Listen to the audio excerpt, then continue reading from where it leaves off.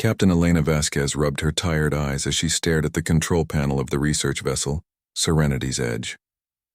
3 months into their deep space survey mission, the crew had grown used to the endless silence of the void between stars. The ship moved quietly through the darkness, searching for new planets that might support human life. The bridge was peaceful in the late shift. Most of the crew slept in their quarters while Elena and her night team monitored the ship's systems. Nothing ever happened during these quiet hours.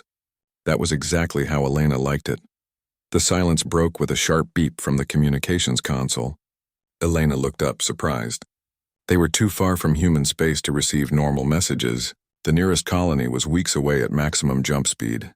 "Captain," called out Lieutenant Kim Park from the communications station. "I'm picking up a transmission on the emergency frequency. It's strange."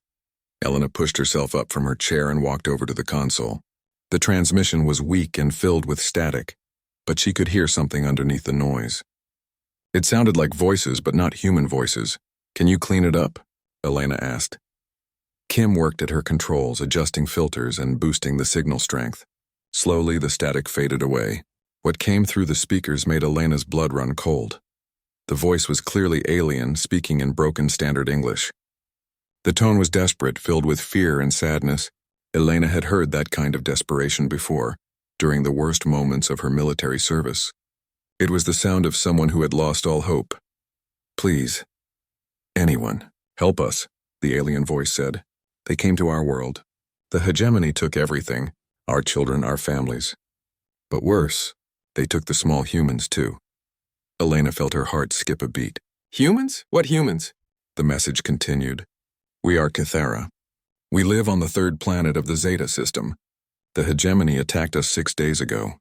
They took many of our young ones. But they also found a human ship. A big ship with families inside. They took the human children. The small ones who cannot fight?" Kim looked at Elena with wide eyes. "Captain, there's no record of any human ships in that sector." "Keep listening," Elena ordered. Her hands gripped the edge of the console as the alien continued speaking. "We tried to help the human children, but the hegemony guards are too strong. The little humans cry for their parents. They ask when they can go home. We cannot tell them the truth. The hegemony sells children as pets to rich families across the galaxy."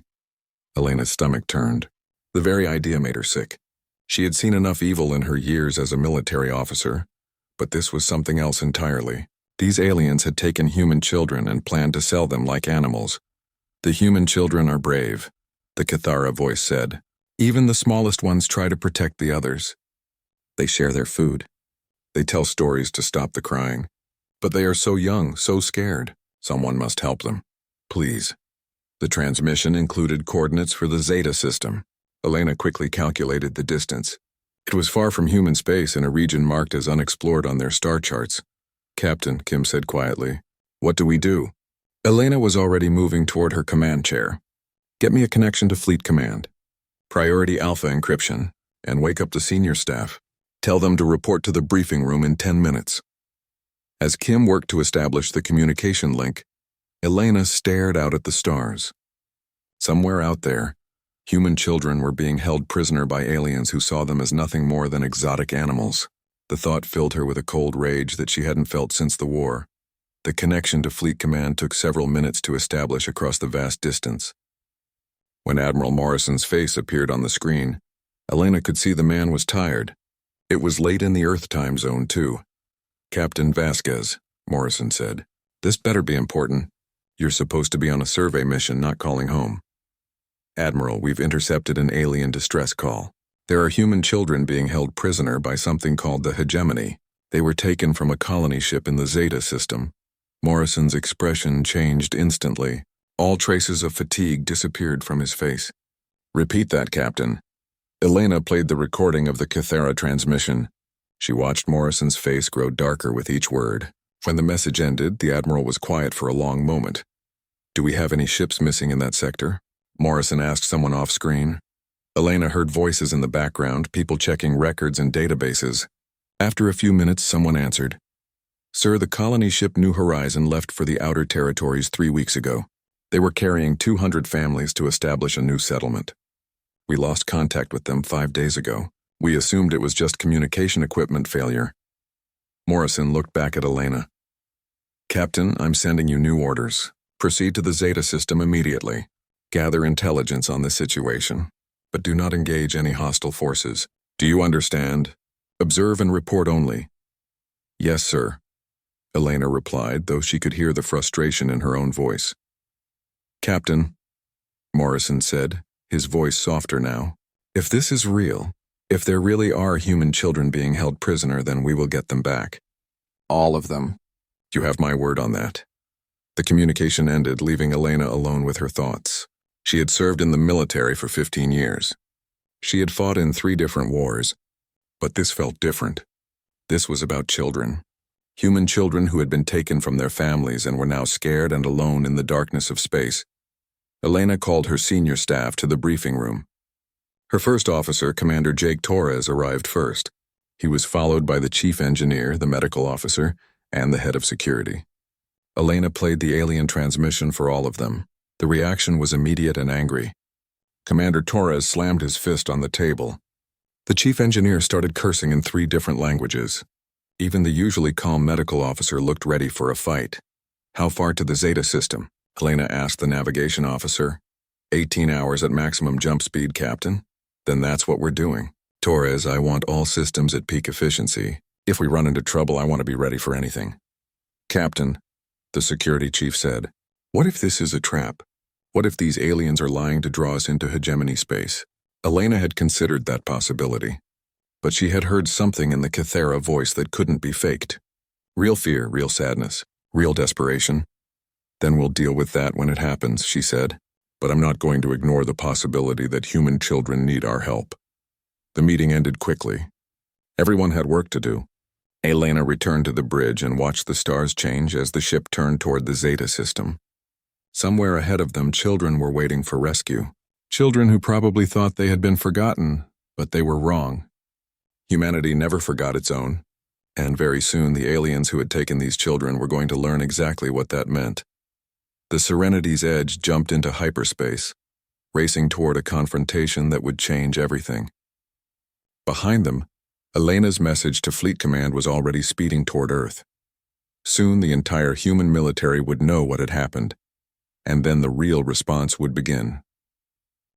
Admiral Sarah Chen stood at the head of the massive conference table in the Terran Defense Council chamber. Around her sat the most powerful military leaders in human space. Fleet admirals, ground force commanders, intelligence chiefs, and logistics coordinators had all dropped everything to attend this emergency meeting. The room was filled with a tension that could be cut with a knife. Everyone had heard the reports. Everyone knew why they were there, but hearing the details spoken aloud made it real in a way that turned their blood to ice. The colony ship New Horizon was attacked 6 days ago. Admiral Chen began. 200 families were aboard, heading to establish a new settlement in the outer territories. The ship was completely destroyed. Most of the adults were killed in the attack. She paused, letting that sink in. These were professional soldiers who had seen the worst that war could offer. But this was different. This was about families, about children. 43 children survived the attack, Chen continued. Ages 6 to 14. They were taken prisoner by the hegemony and are being held somewhere in alien space. Intelligence suggests they will be sold as exotic pets to wealthy collectors. The silence in the room was deafening. Then someone spoke. How many ships do we have available for immediate deployment? Asked Admiral Rodriguez, commander of the 3rd Fleet. Every available vessel in human space, Chen replied. I've already issued the recall orders. Emergency protocols are in effect. All ships are to report to staging areas within 72 hours. General Martinez, head of ground forces, leaned forward. What do we know about this hegemony? Intelligence Chief Davidson opened a holographic display above the table. Star charts appeared, showing a large section of space marked in red. The hegemony controls approximately 200 star systems, Davidson said. They're a militaristic empire that expands by conquering weaker species. Their technology is roughly equivalent to ours, but they have superior numbers. How superior? Asked Admiral Kim. Conservative estimates put their fleet strength at 10,000 ships. Possibly more. Someone whistled softly. The entire human fleet numbered less than 3,000 ships. Admiral Chen watched the faces around the table. She could see them doing the math. She could see the doubt creeping in. Time to remind them who they were dealing with. I want you all to remember something, Chen said, her voice carrying across the room. These aliens attacked a colony ship. They killed families. They took our children, our babies, and they think they can sell them like animals. She stood up, placing her hands on the table. I don't care if they have 100,000 ships. I don't care if they outnumber us 1,000 to 1. We are going to get those children back. All of them. And we are going to make sure the hegemony never forgets what happens when you hurt human families. The doubt disappeared from their faces. Chen could see the transformation happening. These weren't just military officers anymore. They were parents, aunts, uncles, brothers, and sisters. They were humans whose young had been threatened. What about the other species the hegemony has enslaved? Asked Admiral Torres. We'll liberate everyone we can, Chen replied. But our primary mission is clear. Bring our children home. The next several hours were spent planning the largest military operation in human history. Ships would be drawn from every sector of human space. The home defense fleets would be stripped to minimum levels. Every available resource would be committed to this mission. Captain Elena Vasquez's ship, the Serenity's Edge, was already in the target area, gathering intelligence. Her reports painted a grim picture. The hegemony was indeed holding the children, along with thousands of other prisoners from dozens of different species. The children are being held on a massive space station called the Grand Menagerie, Admiral Chen told the assembled officers. It's essentially a zoo for exotic species. The hegemony's wealthy elite visit it to purchase rare and unusual creatures. The temperature in the room seemed to drop several degrees. These hardened military veterans looked ready to tear the station apart with their bare hands. Admiral, said Commander Walsh, the logistics coordinator, moving this many ships will take time. The hegemony will see us coming. Good, Chen replied. I want them to see us coming. I want them to know exactly what they've brought down on themselves. She activated another holographic display. This one showed the planned formation for the assault fleet. It was massive. Dreadnoughts, battleships, cruisers, destroyers, and support vessels stretching across light years of space. Operation Homecoming will proceed in 3 phases, Chen explained. Phase 1. We eliminate all hegemony military assets between us and the target. Phase 2. We destroy their home fleet and capture the Grand Menagerie. Phase 3. We liberate every prisoner and make sure the hegemony understands the consequences of their actions. Admiral Rodriguez raised his hand. What about casualties? This could cost us thousands of ships. Chen looked around the room. I'll ask you the same question I asked myself when I planned this operation. What would you sacrifice to save your own children? The answer was clear on every face, everything. They would sacrifice everything. Sir, said Intelligence Chief Davidson, we should consider the political implications. This will be seen as an act of war against a sovereign alien empire. They declared war the moment they took our children, Chen replied coldly. We're just going to finish it. The meeting continued through the night as details were worked out. Supply lines were established. Communication protocols were set up. Contingency plans were developed for every possible scenario. But the most important part of the planning had nothing to do with strategy or tactics. It was about the message they would send. Word of Operation Homecoming would spread across the galaxy. Every species would learn what happened when you threatened human families. As dawn broke over the Terran Defense Council headquarters, Admiral Chen stood alone in the empty conference room. Through the large window, she could see ships already beginning to gather in Earth orbit. More were arriving every hour. Her personal communicator chimed. It was a message from her sister on Mars, a simple text that said everything. Bring them home, Sarah. Chen smiled grimly. That was exactly what she intended to do. Across human space, the greatest fleet ever assembled was taking shape. Veterans came out of retirement. Reserve units were activated. Even civilian ships volunteered to serve as support vessels. The aliens had made a mistake. They had seen humans as just another species to be conquered and enslaved. They didn't understand what they were dealing with. Humans had evolved on a world where everything wanted to kill them. They had survived ice ages, asteroid impacts, and countless wars. They had climbed to the top of the food chain, on the most dangerous planet in the galaxy, and now someone had threatened their children. The hegemony was about to learn why the galaxy feared creatures from Deathworlds. They were about to discover what happened when you made humanity angry. Admiral Chen walked to the window and watched another group of ships arrive in Earth orbit. Soon, very soon, they would all jump to hyperspace together. The largest human fleet in history would descend on hegemony space like the wrath of an angry god. The aliens thought they had captured some helpless children. What they had really done was sign their own death warrant. The human expeditionary fleet emerged from hyperspace at the edge of hegemony territory, like a force of nature unleashed. 3,000 ships spread across the darkness, their engines glowing like angry stars. At the center of the formation, the flagship Indomitable cut through space with deadly purpose. Admiral Sarah Chen stood on the bridge of her flagship, watching the tactical displays update as her fleet took position. Intelligence reports had identified the first target, a hegemony border station that served as both a military outpost and a slave processing center. "Admiral," reported Commander Hayes from the tactical station. "Long-range sensors are detecting the station. Approximately 500 hegemony ships in defensive positions." Chen nodded. The aliens had known they were coming. Good. She wanted them to be afraid. "Signal the fleet," Chen ordered. "All ships are weapons-free. Show them what happens when you threaten human children." The battle that followed could barely be called a battle. It was more like a demonstration of superior technology and tactics against an enemy that had never faced anything like humanity. The hegemony ships opened fire first. Energy beams and plasma bolts lanced out toward the human fleet. Most of the shots missed entirely.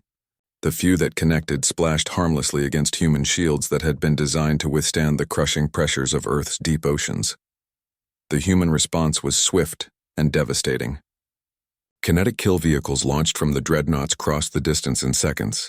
Each projectile carried the destructive power of a small nuclear weapon. When they struck the hegemony ships, the results were catastrophic. Admiral Chen watched the tactical display as red dots representing enemy ships began disappearing. The aliens had expected to fight herbivorous species with energy weapons and basic technology. They were completely unprepared for the brutal efficiency of human military doctrine. "First wave is down," reported Commander Hayes. "Enemy casualties at 60% and climbing." "What about our losses?" Chen asked. "Zero casualties, Admiral. Minor damage to 3 destroyers." Chen allowed herself a small smile. The aliens were learning their first lesson about humanity. Humans came from a world where survival meant being better killers than everything else. The space station itself tried to surrender when the last of its defending ships was destroyed. Chen ignored the surrender signal. The intelligence reports had been clear. This station was a processing center for slaves. Human children might have passed through its corridors. "Boarding teams, prepare for assault," Chen ordered. "I want that station searched completely. Every prisoner freed. Every piece of intelligence gathered." Captain Marcus Rodriguez led the first boarding team through the station's hull. His Marines moved through the corridors with mechanical precision, clearing each section methodically. The hegemony defenders fell back in panic. They had never faced ground troops like this. The aliens were tall and thin, built for their low-gravity homeworld. They moved slowly and tired easily. The human Marines, trained in Earth's crushing gravity, moved through the station like deadly ghosts. Their armor was heavier than anything the aliens had ever seen. Their weapons punched through hegemony battlesuits like paper. "Station secured," Rodriguez reported after less than an hour. "We found approximately 2,000 prisoners from 15 different species. No human children here, but we did find records. The records painted a horrifying picture. The Grand Menagerie was indeed holding the human children, along with thousands of other captives. But the records also showed something else. This was just one station in a network of hundreds." Admiral Chen studied the intelligence reports in her ready room. The hegemony slave trade was vast, spanning dozens of star systems. Millions of beings were held in captivity across their empire. "Admiral," said Intelligence Chief Davidson, "the freed prisoners are asking to speak with you." Chen made her way to the station's main cargo bay, where the liberated captives were being processed. They represented dozens of different species, but they all had the same look in their eyes, the hollow stare of beings who had given up hope. A small furred creature approached her. It spoke through a translation device in a high musical voice. "You are the human leader?" it asked. "I am Admiral Chen," she replied. "We heard about the human children. We heard you came for them. We thought no one would ever come for us." Chen knelt down to bring herself to the creature's eye level. "We're here now. You're all free. We'll make sure you get home safely. The creature began to cry. Soon others joined in. These beings had been slaves for years, some for decades. They had never expected to see their homes again. But Chen's attention was focused on something else. In the corner of the cargo bay, a group of young aliens huddled together. They were small, clearly juveniles of their species. Slaves taken as children, just like the human kids. The sight filled Chen with cold rage. The hegemony didn't just take adult prisoners. They specialized in taking children because they were easier to control and train. How many stations like this are there? Chen asked Davidson. Intelligence estimates at least 50 in this sector alone. Chen stood up. Her decision made. Signal the fleet. We're not just going to rescue our children. We're going to tear down this entire slave empire. The next several days were a nightmare for the hegemony. The human fleet moved through their territory like a scythe through wheat. Station after station fell to the advancing ships. Each victory freed more prisoners and provided more intelligence about hegemony operations. The aliens tried to mount a defense at the fortress world of Calgon Prime. They assembled a fleet of over 1,000 ships to block the human advance. The battle lasted less than 6 hours. When it was over, the orbital defenses were in ruins and the hegemony fleet was scattered debris. Captain Elena Vasquez, now commanding a destroyer squadron, led her ships through the wreckage. The Serenity's Edge had been the first to report the crisis. Now she was part of the solution. "Admiral," she reported to Chen, "we found evidence that some prisoners were moved deeper into hegemony space, including possible human children." "How deep?" Chen asked. "The capital system. Everything is being consolidated at the Grand Menagerie." Chen studied the star charts. The hegemony capital was heavily defended. Their entire home fleet would be waiting. It would be the most dangerous part of the operation. "Signal all ships," Chen ordered. "We're going to finish this." As the human fleet regrouped for the final assault, word of their advance spread throughout the galaxy. Other species watched in amazement as the humans tore through hegemony forces with apparent ease. The aliens had made a crucial error in judgment. They had assumed that all species were like them, evolved from prey animals that avoided conflict when possible. They had no concept of a species evolved from pursuit predators. Humans had spent millions of years hunting the most dangerous creatures on their planet. They had learned to work together, to plan, to strike with overwhelming force. When something threatened their pack, their response was swift and merciless. The hegemony was about to learn what it meant to be hunted by humanity. Admiral Chen stood on the bridge of the Indomitable as her fleet prepared for the final jump. Behind them, 50 liberated stations burned in the darkness. Thousands of freed prisoners were being transported to safety. But ahead lay the greatest challenge yet. "Admiral," reported the navigation officer, "all ships report ready for jump to the capital system." Chen looked out at the stars. Somewhere ahead, human children were waiting. They had been taken from their families, caged like animals, and put on display for alien entertainment. That was about to end. "Execute jump," Chen ordered. The human fleet vanished into hyperspace, racing toward the final confrontation. The hegemony had no idea what was coming for them. The human expeditionary fleet dropped out of hyperspace at the edge of the hegemony capital system to find themselves facing the largest enemy force in galactic history. The entire hegemony home fleet had been assembled to stop them. Over 4,000 ships arranged in defensive formations around their homeworld and the massive Grand Menagerie station. Admiral Sarah, Chen stood on the bridge of the Indomitable, studying the tactical displays with cold calculation. The enemy outnumbered her fleet by more than 3 to 1. Any reasonable military commander would consider retreat, but these aliens had made the mistake of taking human children. Reason had nothing to do with what was about to happen. "Admiral," reported Commander Hayes, "enemy fleet is moving to intercept. They're broadcasting on all frequencies." "Put it through," Chen ordered. The main screen flickered to life, showing the image of a tall, reptilian alien wearing elaborate military decorations. When it spoke, its voice was filled with arrogant confidence. "Human fleet, you have violated hegemony space and destroyed our property. Surrender now, and we will grant you a quick death. Continue this foolish attack, and we will capture your ships and add your crews to our collection." Chen stepped forward, her face visible to the alien commander. When she spoke, her voice was calm and deadly. "My name is Admiral Sarah Chen of the Terran Defense Force. You have taken human children and caged them like animals. Return them immediately or we will destroy every ship in your fleet and glass every world you have ever touched." The alien made a sound that might have been laughter. You are outnumbered 4-1, human. Your technology is primitive compared to ours. You will die here, far from your home.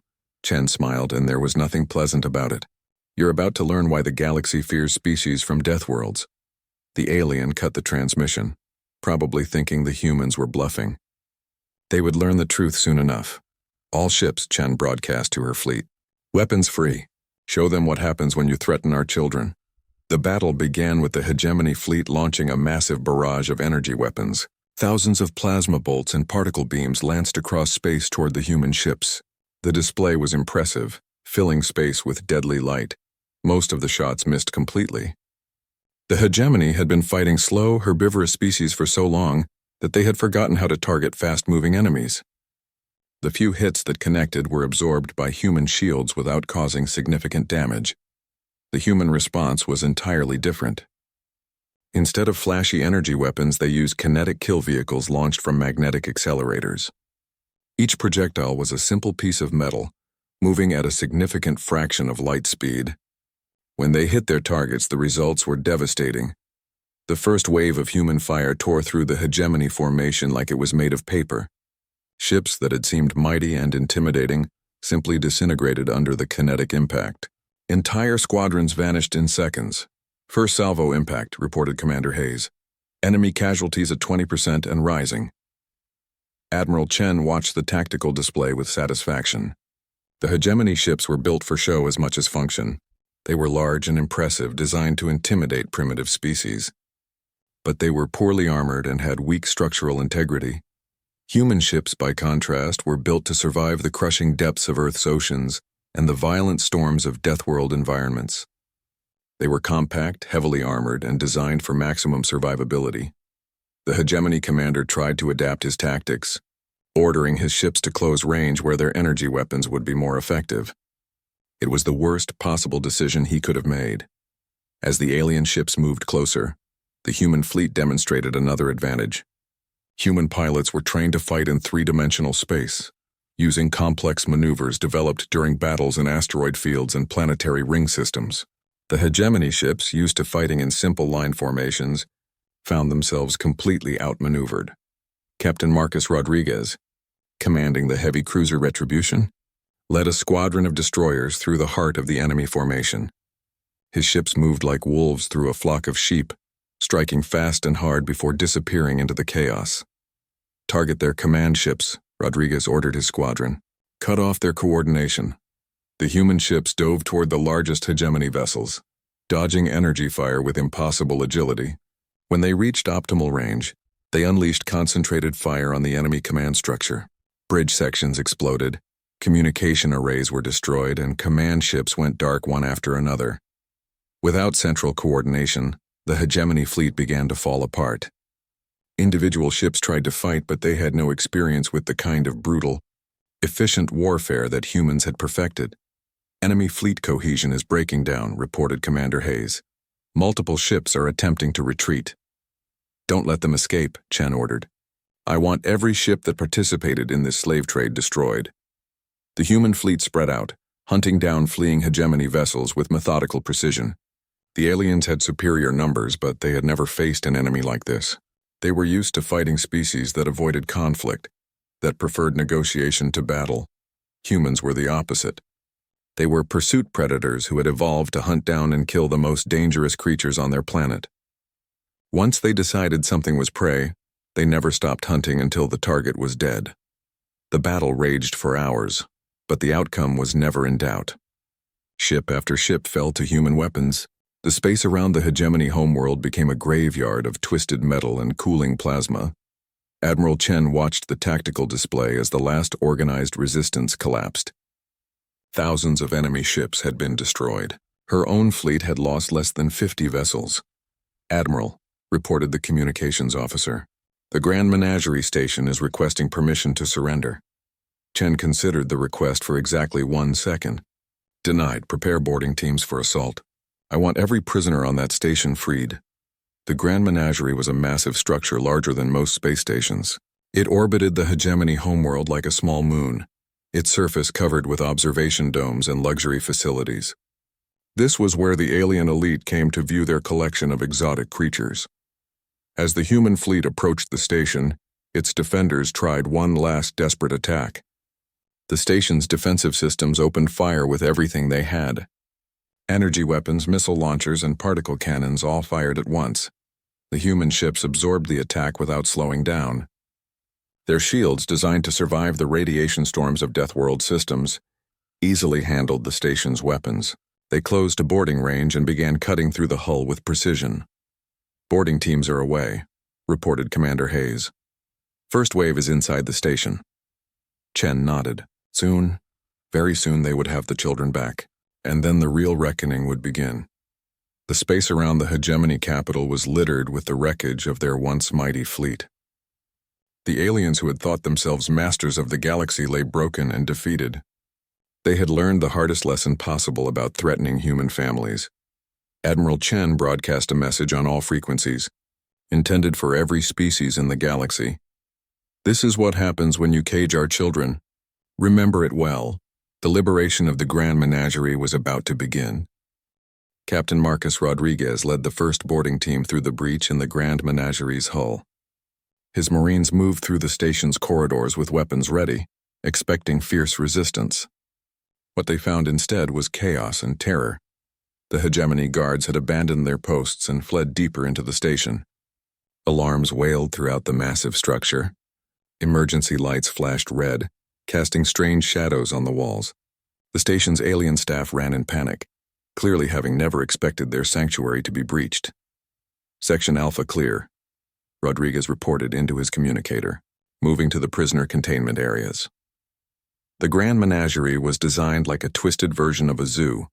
Observation decks looked down into containment areas where beings from across the galaxy were kept for the entertainment of wealthy aliens. Rodriguez had seen some terrible things in his military career, but this place made his stomach turn. They passed cell after cell filled with different species. Some were clearly sentient beings who stared at the Marines with desperate hope in their eyes. Others were actual animals, taken from their homeworlds to be exotic pets. All of them were prisoners. "Captain," called out Sergeant Miller from ahead, "I think we found them." Rodriguez hurried forward to where his sergeant was standing. Through a reinforced window, he could see into a large containment area.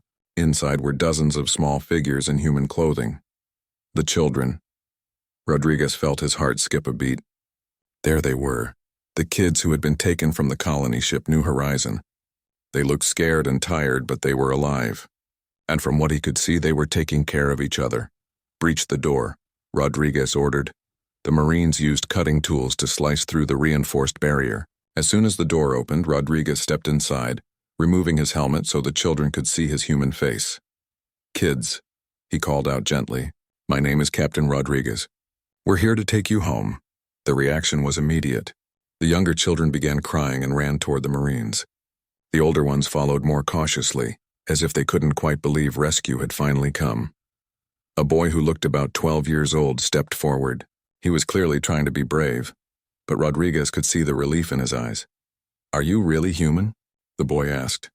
"Are our parents okay?" Rodriguez knelt down to the boy's level. "I'm really human, son. And yes, we're going to get you back to your families." "What's your name?" "Tommy Chen," the boy replied. "My aunt is Admiral Chen. She commands the whole fleet." Rodriguez smiled. "Your aunt sent us to find you. She's going to be very happy to see you." Tommy's composure finally broke and he started crying. Soon all the children were crying too, but they were tears of relief and joy. Their nightmare was finally over. "Captain," reported one of his Marines, "we've got company coming. Hegemony security forces." Rodriguez stood up, his expression hardening. "Hold the children back. No one gets past us." The fight in the corridors was brief but intense. The hegemony guards were desperate, knowing that their empire was falling apart around them.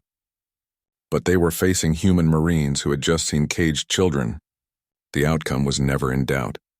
While Rodriguez's team secured the human children, other boarding parties spread throughout the massive station. What they found was a horror beyond imagination. Thousands of beings from dozens of different species were held in cages, cells, and containment areas. "Admiral," Rodriguez reported to Admiral Chen over the comm system, "we have the children. All 43 are alive and relatively unharmed. But Admiral, this place, it's huge. There are thousands of prisoners here. Free them all, Chen replied immediately. Every single one. The liberation of the Grand Menagerie took hours. Marine teams moved through level after level, breaking down barriers and freeing prisoners. Some of the captives had been held for years, even decades. Many could barely believe they were really being rescued. Tommy Chen proved to be more than just another scared child. During their captivity, he had organized the other human kids into a resistance cell, using knowledge from adventure stories and movies. He had taught them how to sabotage their cells' locking mechanisms and how to share food efficiently. The guards never paid much attention to us, Tommy explained to Rodriguez as they made their way to the evacuation shuttles. They thought we were just dumb animals. So we started learning their routines. We figured out how to open some of the doors.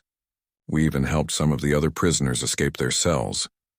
Rodriguez looked at the 12-year-old with amazement.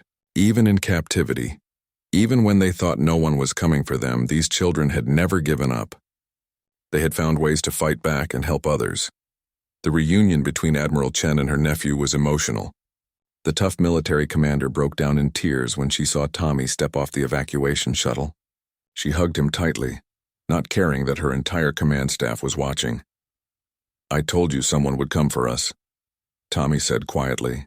"I told the other kids that humans don't leave their families behind." "Never," Chen replied. "We will never leave you behind." But the rescue was only the beginning. As reports came in from across the station, the true scope of the hegemony's crimes became clear. This wasn't just a single facility. The Grand Menagerie was the centerpiece of a slave trade network that spanned hundreds of worlds. Admiral Chen called an emergency meeting of her senior staff. The rescued children were safe aboard the medical ships, being checked by doctors and reunited with any surviving family members. But Chen's work was far from over. Intelligence reports indicate that the hegemony slave trade involved over 50 different species, reported Intelligence Chief Davidson. Millions of beings have been taken from their homeworlds over the past century. "What about the hegemony government?" asked Admiral Rodriguez. "Their capital city has surrendered unconditionally. The surviving leadership is requesting peace negotiations." Chen considered this for a moment. "Tell them there will be no negotiations until every single slave camp, every prison facility, and every holding station in their empire has been liberated." The next several months saw the systematic dismantling of the hegemony slave empire. Human ships, now joined by vessels from the liberated species, swept through hegemony space. Prison after prison was broken open. Millions of beings were freed and returned to their homeworlds. The hegemony itself ceased to exist as a political entity. Their former territories were divided among the liberated species, with humans serving as peacekeepers during the transition. The galaxy had learned that slavery would not be tolerated, but the most important change was in how other species viewed humanity. Word of Operation Homecoming spread across the galaxy. Every civilization learned the same lesson: never threaten human children. A new phrase entered the languages of dozens of species: never cage a human's young. It became a warning, a reminder of what happened when the Deathworlders decided you were their enemy. Admiral Chen stood in her ready room aboard the Indomitable, looking out at the stars. The human fleet was finally heading home after months in alien space. The children were safe, the prisoners were free, and the hegemony was no more. Her personal communicator chimed with a message from her sister on Mars. It was a simple text that said everything. "Thank you for bringing them home." Chen smiled and began composing her final report to the Terran Defense Council. It would be a long document, detailing the battles fought and the victories won, but the most important part would be just 3 words: mission accomplished, children safe. Tommy Chen and the other rescued kids had become heroes to the human military. Their courage in captivity, their refusal to give up hope, and their efforts to help other prisoners had inspired everyone who heard their story. As the human fleet jumped back into friendly space, Captain Elena Vasquez sent a final message to the assembled ships. "This is what we fight for. This is why we serve. To protect those who cannot protect themselves. To ensure that human families are never separated again." The response from 3,000 ships was immediate and unanimous. "Understood, Captain." Until the end of time, the galaxy was a safer place now. The peaceful species could sleep better knowing that somewhere in the darkness the Deathworlders were watching. And any species foolish enough to threaten human children would learn the same lesson the hegemony had learned. Humanity never forgot its own. And they never ever forgave those who hurt their families.